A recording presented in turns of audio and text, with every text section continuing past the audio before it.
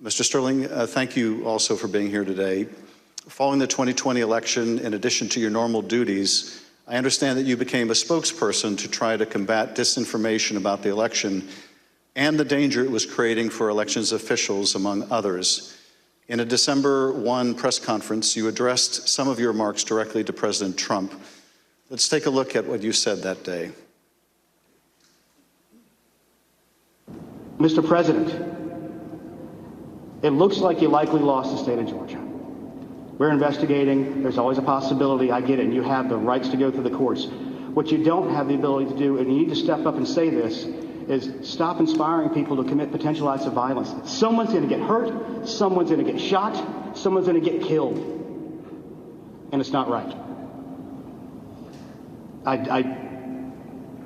It's not right. Mr. Sterling, what prompted you to make these remarks?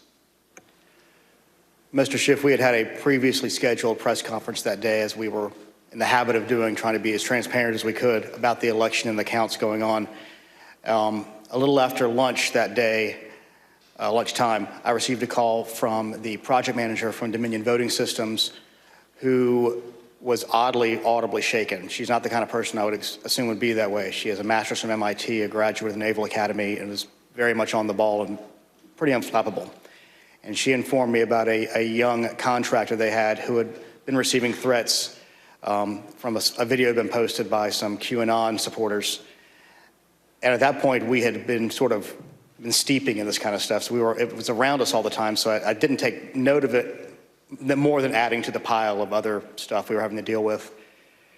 And I did pull up Twitter and I scrolled through it and I saw the young man's name. There was a particular tweet that, for lack of a better word, was a straw that broke the camel's back. Had the young man's name. It was a very unique name. I believe he was a first-generation American. And it said, had his name, "You committed treason. May God have mercy on your soul," with a slowly twisting gif of a noose. And for lack of a better word, I lost it. I just got irate. My boss was with me at the time, the Deputy Secretary, Jordan Fuchs, and she could tell that I was angry. I tend to turn red from here up when that happens, and that happened at that time. And she called Secretary Raffensperger to say, "We're seeing these kind of threats, and Gabe thinks we need to say something about it." And the Secretary said yes, and that's what prompted me to do what I did. I lost my temper, but it seemed necessary at the time because it was just getting worse. And I could not tell you why that particular one was the one that put me over the edge, but it did. Now, after you made this plea to the president, did Donald Trump urge his supporters to avoid the use of violence? Not to my knowledge. Now, as we know, the president was aware of your speech because he tweeted about it later that day. Let's take a look at what the president said.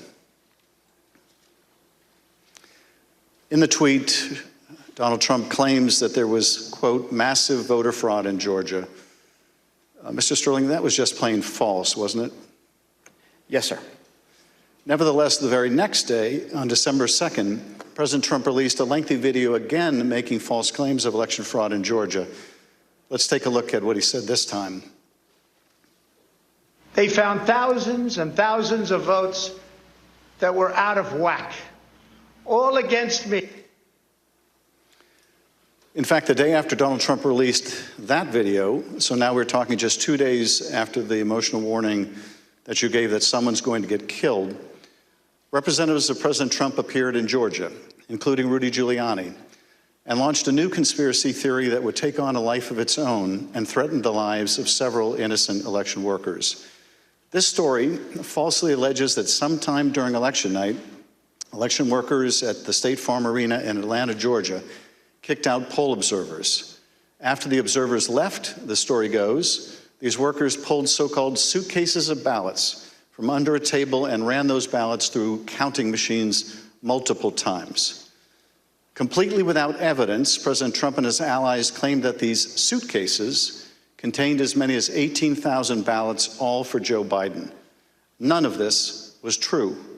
But Rudy Giuliani appeared before the Georgia State Senate and played a surveillance video from State Farm Arena, falsely claiming that it showed this conspiracy taking place. Here's a sample of what Mr. Giuliani had to say during that hearing.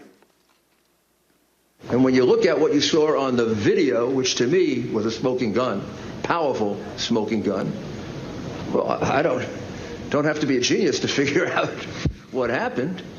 And I don't have to be a genius to figure out that those votes are not legitimate votes. You don't put legitimate votes under a table. No. Wait until you throw the opposition out, and in the middle of the night, count them. We would have to be fools to think that. President Trump's campaign amplified Giuliani's false testimony in a tweet pushing out the video footage. Giuliani likewise pushed out his testimony on social media. As you can see in this tweet, Mr. Giuliani wrote that it was, quote, now beyond doubt, unquote, that Fulton County Democrats had stolen the election. Later in this hearing, we'll hear directly from one of the election workers in this video about the effect these lies had on her and on her family. Mr. Sterling, did the investigators in your office review the entire surveillance tape from the State Farm Arena on election night? They actually reviewed approximately 48 hours going over the time period where action was taking place at the counting center at State Farm Arena.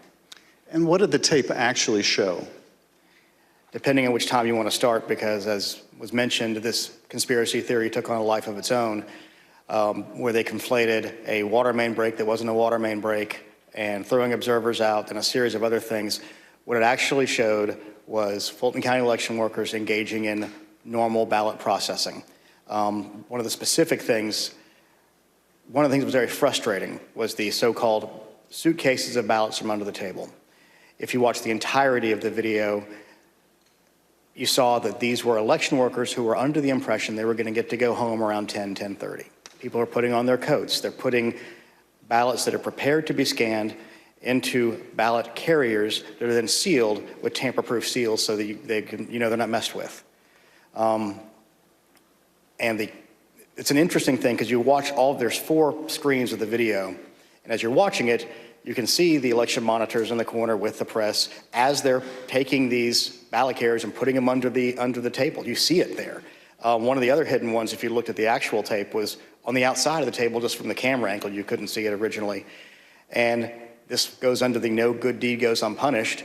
We were told, we were at GEMA, as the secretary pointed out, and we were told that it looked like they were shutting down the Fulton County counting. The secretary expressed some displeasure at that because we wanted to everybody keep counting so we could get to the results and know what was happening. So our elections director called their elections director, who was at another location because this was election day. There was 2 different places where ballot things were being done by the Fulton County office. So he called the elections director of Fulton, then called Ralph Jones, who was at the State Farm Arena, and said, what the heck are you doing? Go ahead and stay. And as you watch the video itself, you see him take the phone call as people are putting things away and getting ready to leave. And you can tell for about 15, 20 seconds, he does not want to tell these people they have to stay. He walks over, he thinks about it for a second, you see him come back to the corner of a desk and kind of slumps his shoulders and says, okay, y'all, we got to keep on counting. And then you see him take their coats off, get the ballots out. And then a secondary thing that you'll see on there is you'll have people who are counting ballots who a batch will go through, they will take them off and run that through again. What happens there is a standard operating procedure. If there is a misscan, if there's a misalignment, if it doesn't read right, these are high-speed, high-capacity scanners. So 3 or 4 will go through after a misscan. You have to delete that batch and put it back through again. And by going through the hand tally, as the secretary pointed out, we showed that if there had been multiple ballots scanned without a corresponding physical ballot, your counts would have been a lot higher than the ballots themselves. And by doing the hand tally, we saw 2 specific numbers that were met. The hand tally got us to a 0.1053% off of the total votes cast and 0.0099% on the margin, which is essentially dead on accurate. Most academic studies say on a hand tally you'll have between 1% and 2%, but because we use ballot marking devices where it's very clear what the voter intended, it made it a lot easier for us to conduct that hand count and show that none of that was true. Now, I understand that when you reviewed these tapes and did the analysis, it disproved this conspiracy theory. But you still had to take a lot of steps to try to make sure the public knew the truth about these allegations.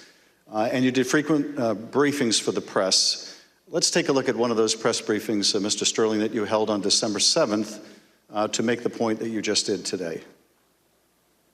Move on to what I'm going to call Disinformation Monday. Out of the gate, many of y'all saw the videotape from State Farm Arena. I spent hours with our post-certified investigators, Justin Gray from WSB, spent hours with us going over this video to explain to people that what you saw, the secret suitcases with magic ballots, were actually ballots that had been packed into those absentee ballot carriers by the workers in plain view of the monitors and the press. And what's really frustrating is the president's attorneys had this same videotape. They saw the exact same things the rest of us could see, and they chose to mislead state senators and the public about what was on that video. I'm quite sure that they will not characterize the video if they try to enter it into evidence, because that is the kind of thing that could lead to sanctions, because it's obviously untrue. They knew it was untrue, and they continue to do things like this. Mr. Sterling, despite the efforts by your office to combat this misinformation by speaking out publicly and through local media, you were unable to match the reach of President Trump's platform and social media megaphone spreading these false conspiracy theories. What was it like to compete with a president who had the biggest bully pulpit in the world to push out these false claims? For lack of a better word, it was frustrating.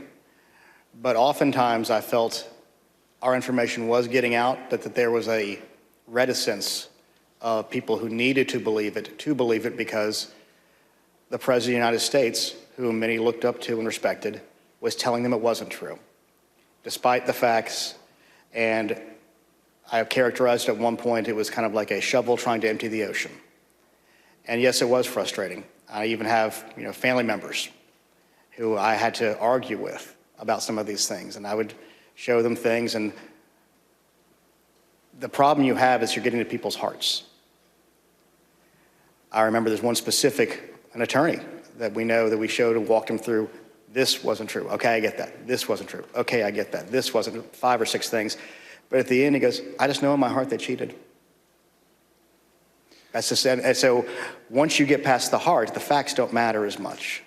And our job, from our point of view, is to get the facts out, do our job, tell the truth, follow the Constitution, follow the law, and defend the institutions. And the institutions held. Hi everyone, George Stephanopoulos here. Thanks for checking out the ABC News YouTube channel. If you'd like to get more videos, show highlights, and watch live event coverage, click on the right over here to subscribe to our channel, and don't forget to download the ABC News app for breaking news alerts. Thanks for watching.